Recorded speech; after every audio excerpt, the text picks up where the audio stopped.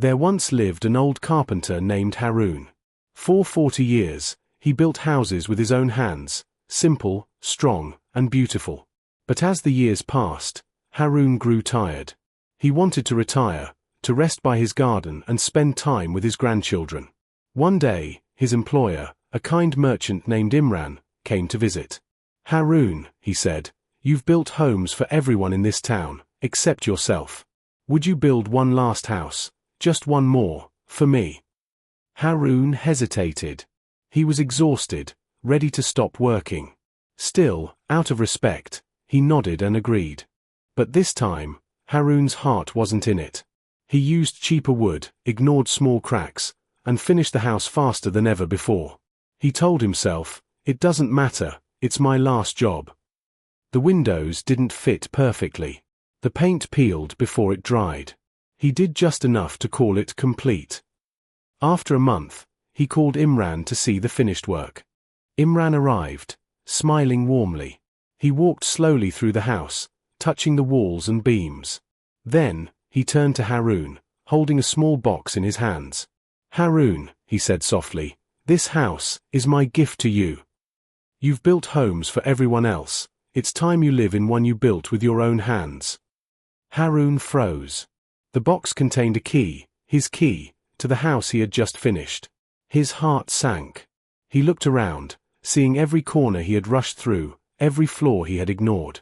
Tears welled in his eyes. He whispered, "If only I had known. I would have built it differently." That night, Harun couldn't sleep. He sat by the window, listening to the rain tap against the walls. Each drop reminded him of his careless nails, his hurried work, and the cracks he didn't fix. He realized something deeper. All these years, I thought I was building houses for others. But in truth, I was building my own life. Every careless act, every shortcut, was like building a weak wall in the house of his own soul. He promised himself, from that night on, to never take his craft or his word lightly again. The next day, Harun went to Imran and said, "Sir, may I fix this house, properly this time?" Imran smiled. "It's yours, Harun. Build it however your heart desires."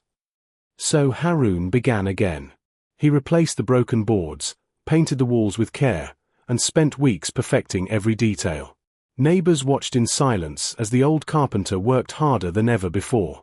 This time, he didn't just build a house, he built forgiveness, pride, and peace. When it was done, the house stood like no other, warm, bright, and full of life. Imran visited again, smiling at the renewed home. "Harun," he said, "you've built many houses, but this one finally looks like it has your soul in it." Harun nodded, tears in his eyes.